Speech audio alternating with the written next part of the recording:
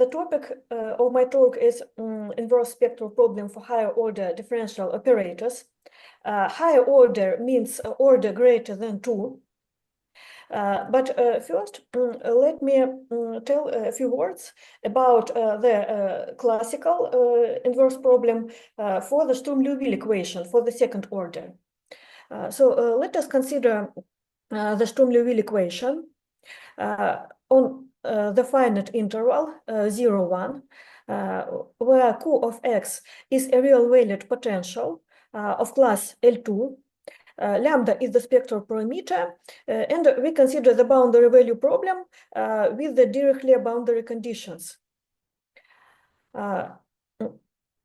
Denote by lambda n's the eigenvalues of the problem 1, 2. It's well known that this problem has a countable set of eigenvalues. They are real and simple. Since they are simple, each eigenvalue has exactly one eigenfunction. We denote the eigenfunctions by yn, and we normalize them by this condition at 0. And next, let us define the so-called weight numbers, alpha n's. They are the squares of the norms of eigenfunctions in the space L2. And the classical inverse problem is formulated as follows. Given the spectral data, the eigenvalues and the weight numbers, we have to find the potential Q. The uniqueness for solution of this problem for the first time was proved by Marchenko. He considered the inverse problem by spectral function, and for the case of a finite interval, the spectral function is equivalent to the specification of this data, the spectral data. Later on, a constructive solution was obtained by Guilfand and Levitan in their famous work. And their method allowed them to obtain the necessary and sufficient conditions on the spectral data. This is the most important result for this problem. Let me also formulate it. For numbers lambda n and alpha n to be the spectral data of the Sturm-Liouville problem 1, 2 with a real-valued potential of class L2. The following conditions are necessary and sufficient. First of all, lambda n's have to be real and distinct. Alpha n's have to be positive. And lambda n's and alpha n's have to satisfy these asymptotics. Here, kappa n and kappa n1 are remainder terms. They form sequences of L2, and omega is a real coefficient with it related to the potential in this by this relation. So these conditions are necessary and sufficient. If we have problem 1, 2, then its spectral data satisfy these properties. And on the opposite, if we have any numbers satisfying these properties, then we can construct the potential. This is a very strong result. It's non-trivial, and it's obtained for the first time. It was obtained by a constructive method proposed by Guilfand and Levitan.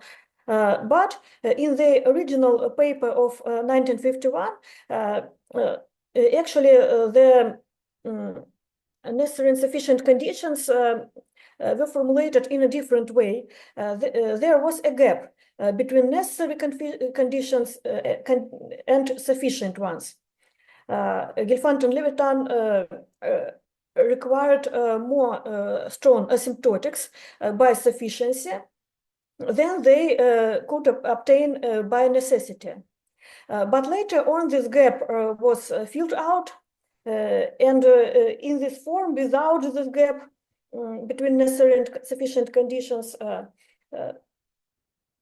the spectral data characterization is formulated, for example, in the book by Freilin and Yurko. So even for the second order, this result was very difficult. And now in this talk, I plan to tell you about analogous result for higher order differential operators. We'll consider differential equation 5, which is generated by differential expression, which is denoted by ln of y, by this differential expression. Here, tau 2k and tau 2k plus 1 are some coefficients. The order n is greater or equal than 2. X is similarly to the Sturm-Liouville equation. It's on the finite interval 0, 1. This notation means rounding a real number a down. And we assume that these coefficients belong to such Sobolev spaces W2 nu minus 1. For simplicity, in this talk, we will confine ourselves only by the case n equals 4. For n equals 4, equation 5 takes the form 6. Here we have three coefficients, tau 2, tau 1, and tau naught. And they belong to these classes. Tau naught belong to the class W2 minus 1. This is a class of distributions of generalized functions whose antiderivatives belongs to L2. Tau 1 belongs to L2, and tau 2 belongs to the Sobolev space W21. It means that it has one derivative, which is of class L2. So let us focus on this equation 6. First of all, I should say in which sense do we understand this equation. We will understand equation 6 with distribution coefficient in the sense of the regularization approach by Mirzoev and Shkalikov, which was proposed in this paper of 2016. Let me briefly describe this approach, how we can understand an equation with a distribution coefficient. We define the so-called associated matrix f of x in this way. Here, sigma naught is the antiderivative of distribution coefficient tau naught. Note that this antiderivative is not unique. It is determined up to an additive constant, but this constant is unimportant. Later we will define the spectral data, and for any choice of this constant, the spectral data will be the same. So this constant can be fixed in any way. It is unimportant. And also here we have the coefficients tau 1 and tau 2, which are regular. Using the associated matrix, we introduce the quasi-derivatives. The quasi-derivative of order 0 is just a function y, and the quasi-derivative of order k is introduced by this recurrent relation. Here, f, k, g are the coefficients of this matrix function. Here you see we use only the lower triangular. And using this matrix, we can easily write down the quasi-derivatives. Since the first two rows are trivial, they contain no coefficients like this, then we have that the quasi-derivatives of orders g, 0, 1, and 2 coincide with the standard derivatives. The third quasi-derivative is defined by using the third row.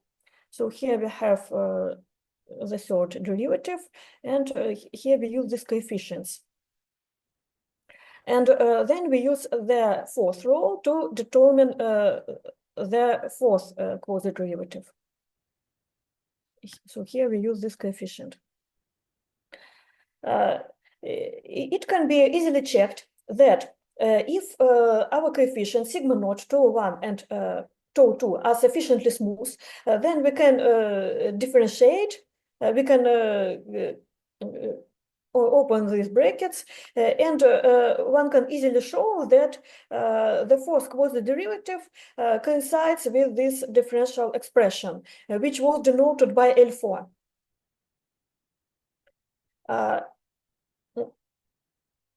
If coefficients are non-smooth, then we have the following proposition. First of all, we introduce the domain df, which is the set of functions y, whose quasi-derivatives of orders k from 0 to 3 are absolutely continuous on the segment 0, 1. Then, if y belongs to this class, then all the quasi-derivatives are correctly defined, and the fourth quasi-derivative, which is the derivative of the third quasi-derivative and minus this term, since the third quasi-derivative is absolutely continuous, then the fourth quasi-derivative will be integrable. So all the quasi-derivatives will be regular functions. Next, we have the following proposition, which gives us the regularization. For any function y in this domain, this equality holds in the sense of distributions. It can be shown that for such functions y, the differential expression L4 can be defined in the sense of distributions. L4 of y exists in the sense of distributions, and it equals to the fourth quasi-derivative. But the fourth quasi-derivative is regular, so this function is also regular. So we have a regular distribution. And that's why for such functions y, we can consider the fourth quasi-derivative, which is correctly defined in a regular sense without using distributions. We can use the fourth quasi-derivative instead of our differential expression. So instead of this equation, we can consider the equation the fourth quasi-derivative equals to lambda y. In other words, the equation, this equation is equivalent to the first order system 10. Here y is the vector function which consists of the quasi-derivatives of function y.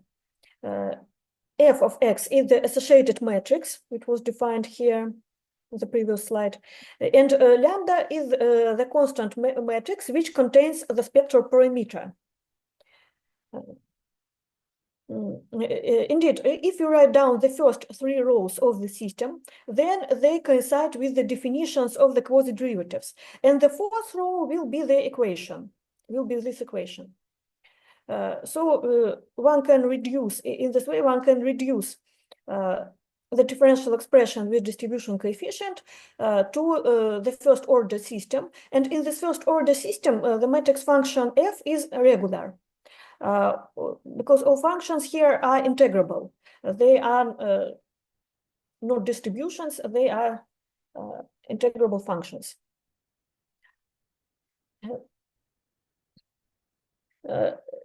And afterwards, if I say about a solution of this equation, I mean that the solution is considered in this domain, in the domain df.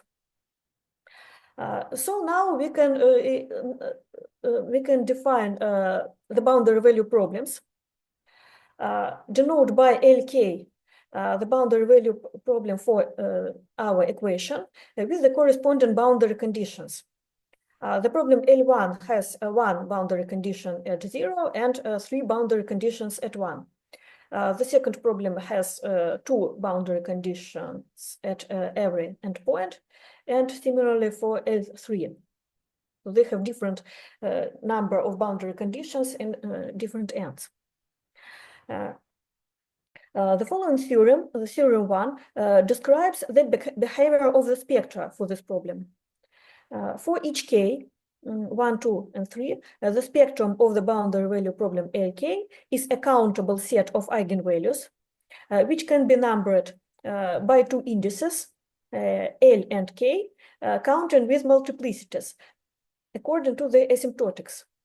Here, K is 1, 2, or 3. K is the number of the boundary value problem, and L runs over natural numbers. So for each fixed K, we have a countable set of eigenvalues. And here is the rough asymptotics. Later on, we will have more precise asymptotics. What we can see here, we can see that if K is odd, if K is 1 or 3, then the eigenvalues tend to minus infinity, and if K is 2, then they tend to plus infinity. Next, we define one more notation. We will define the class W simp. We will write tau naught to that the triple of the coefficients tau naught, tau 1, and tau 2 belongs to W simp if tau nu belong to the corresponding Sobolev spaces, which we already considered. And additionally, we require that the eigenvalues of the corresponding problems LK fulfill two additional two conditions, A1 and A2. The first condition is that for each K, the eigenvalues of the corresponding problem are simple. And the second condition is that if we consider two neighboring indices, K and K plus 1, for example, we can consider problem L2 and problems L1 and L2, all the problems L2 and L3, then the spectra don't intersect. The eigenvalues are distinct from each other. This condition is called the separation condition. And for such kind of problems, it was for the first time introduced by Lebenzon. This condition is restrictive as well as A1, because for some finite number of eigenvalues, we don't know how they behave. There can be multiple eigenvalues, but for it can be seen from these asymptotics that for large indices L, these conditions hold. Namely, for a fixed K, the eigenvalues become distinct by asymptotics for large indices L, so they are simple. And I have already mentioned that for odd K, the eigenvalues tend to minus infinity, and for even K, they tend to infinity. And that's why for large indices L, they are distinct. But for small indices L, they in general they can coincide. But we exclude this case because it simplifies the analysis. Of course, the general case also can be considered, but it will be more technically complicated.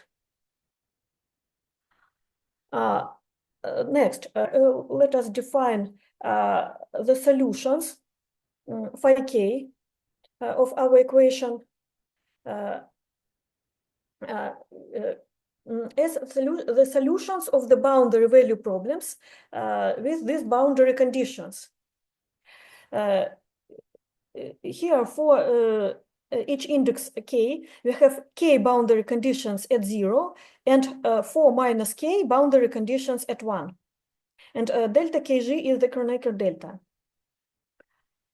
Next, using the solutions, we define the Weyl functions by this formula. Since phi k are the solutions of the boundary value problems, it can be shown that they are meromorphic functions by the spectral parameter, and the singularities coincide with the eigenvalues of the problems Lk. More precisely, under our assumptions A1 and A2, we have the following properties. First of all, lambda Lk the eigenvalues of the problem LK are simple poles of the corresponding Weyl function. And we can define the weight numbers as the residues of this meromorphic function with respect to its pole. These numbers will be non-zero. And the inverse problem is formulated as follows. Given the spectral data, the eigenvalues of three problems and the corresponding weight numbers, we have to find the coefficients τ0, τ1, and τ2. In this class, this condition is important because, as Professor Yuko has mentioned, if we have no this simplicity and separation conditions, then some additional data will be required. And the next theorem is the uniqueness theorem for this inverse problem. Let us have two sets of parameters, tau nu and tau nu with tilde of this class. And if they, the corresponding eigenvalues coincide and the corresponding weight numbers coincide with each other, then the coefficients are also equal to tau nu and tau nu with tilde are equal to each other in these classes. It means that, for example, in L2, they coincide absolutely everywhere, and so on. So they are equal as elements of the corresponding spaces. This is the uniqueness theorem. And next, let me add some other restrictions. Namely, we will consider some condition of self-adjointness. Denote by W plus the class of such triples such that τ0 and τ2 are real valued, and τ1 is pure imaginary. And W plus simp will be the intersection of W simp and W plus. It means that this self-adjointness condition holds, and additionally A1 and A2 are fulfilled. This is just to remind you the problem statement. If we consider this self-adjoint class, then it can be easily seen that the problem L2 is self-adjoint, and the problems L1 and L3, they are not self-adjoint, but they are adjoint to each other. Consequently, we have the following relations for the eigenvalues and the weight numbers. The eigenvalues of L1 and L3 are complex conjugate to each other. Lambda, the eigenvalues of the problem L2 are real, and similarly for the weight numbers. And for the weight numbers for the second problem, it can be shown that they are negative. And the next theorem is the main result. It provides the necessary and sufficient conditions for the spectral data in the considered class. For complex numbers lambda Lk and beta Lk to be the spectral data of some equation with parameters τ0, τ1, and τ2 from this class, from the self-adjoint class with simplicity conditions. It's necessary and sufficient to satisfy A1 and A1, A2. These are restrictions on the eigenvalues. Also, to satisfy formula 12. 12 are these relations. And to satisfy these asymptotics. Here we have the asymptotics for lambda L1 and L3. And here is the asymptotics for lambda L2. And here are the asymptotics for betas. Here, kappa Lk and eta Lk are the remainder terms. They form sequences of L2. And also here we have some coefficients, theta, T0, T1, and sigma. There are some numbers which are related to the coefficients tau2 and tau1 by these formulas.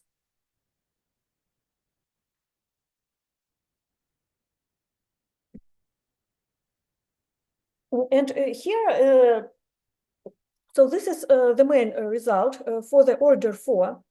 Actually, analogous results were obtained for arbitrary order, and they can be found in this paper. I don't provide here the results for arbitrary order because they are technically complicated. Also, there is some difference between odd order n and even order. For odd order, there are also some differences. But in general, so this is the result for n equals 4. What can be seen here that asymptotic formulas have many terms, and if we consider regular coefficients, also similar conditions can be obtained, but then asymptotics will have more terms, even more terms. And they will have more coefficients. Here we have only 4 such coefficients. But if we consider a regular case, not distribution, then there will be more coefficients, and there will be some more complicated relations between them and the parameters of the problem. Next, I have some time to tell about the historical background of the problem and about the method of the proof. The theory of inverse problems for higher order operators with regular coefficients,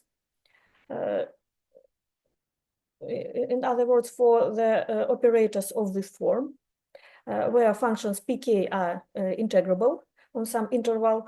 The theory of some such inverse problems was created by Professor Yurko, and Professor Yurko developed a method for solution for such problems, which is called the method of spectral mappings.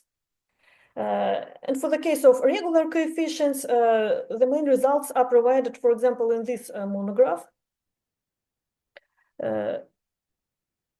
And this method allowed to obtain the more complete results on inverse problem theory for higher orders.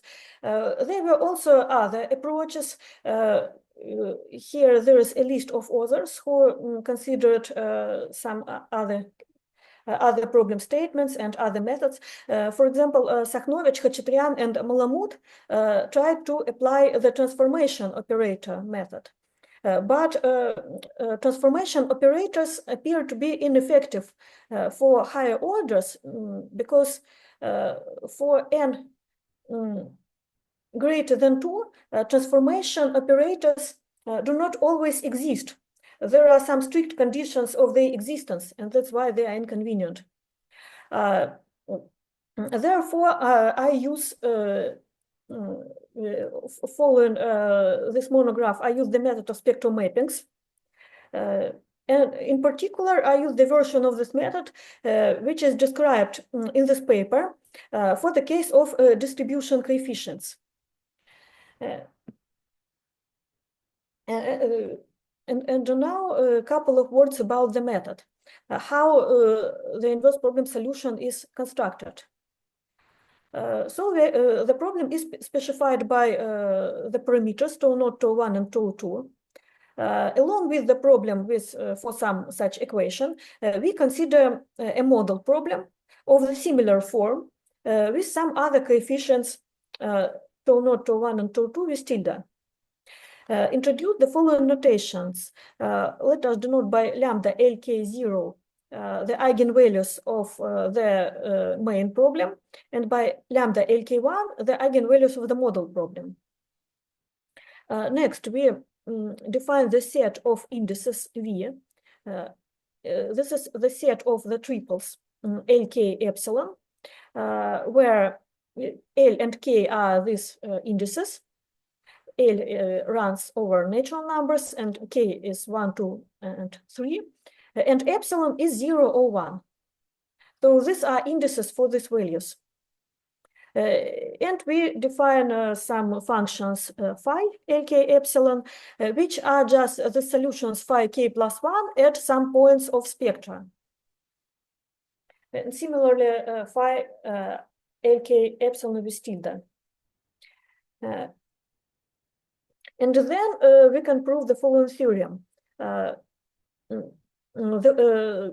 The following relations hold for such indices. So we have some system of equations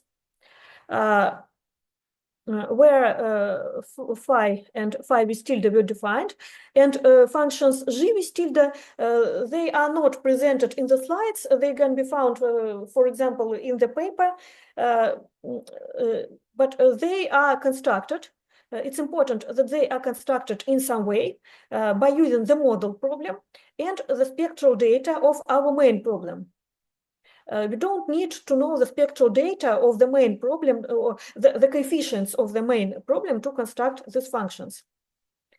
And so if we have, if we choose some model problem, and if we have the spectral data of some unknown problem, then we can find phi with tilde, we can find these functions g with tilde, and we have an infinite system of linear equations with respect to the functions phi, lk, epsilon. And the functions phi, lk, epsilon, they are related to some solutions of our equation. And if we determine these solutions, then it's possible to find the coefficients. So this is the general idea. But this system is infinite, so it's inconvenient to use it as the main system of equations because it's difficult to investigate its solvability, whether the system is solvable or not. That's why this infinite system is reduced to a linear equation in some Banach space of this form. This equation is considered for each fixed x on the interval m is it is an equation in the Banach space M. M is the Banach space of bounded infinite sequences, with the norm being the supremum of absolute values. Psi and psi with tilde for each fixed x are the elements of M, so they are such infinite sequences. R with tilde is a linear compact operator. I is the identity operator. And here the quantities with tilde, tilde r and tilde psi are constructed by using the spectral data and the model problem. Psi is an unknown element. If we solve this equation and find psi, then we can use psi to find the desired coefficients. So this is the general idea of the method of spectral mappings. And it's important that in previous studies, Libenzon, who considered the special case, and then Yulko, who considered more general case with regular coefficients, they required the existence of a bounded inverse operator I minus tilde r. So they required this operator to be invertible, because this is important for the unique solvability of the main equation. If this operator is non-invertible, then the main equation can be not solvable. But in theorem 3 in this talk, there is no such requirement. In our necessary and sufficient conditions, there are no requirements for solvability of the main equation. We don't need to impose this requirement because the solvability of the main equation can be proved by relying on these conditions. If these conditions hold, then so the proof of theorem 3, first we construct the main equation, prove its unique solvability, and this is the crucial step of the proof. So it's important that here we don't require such kind of conditions. So now I think that's all. Thank you for your attention.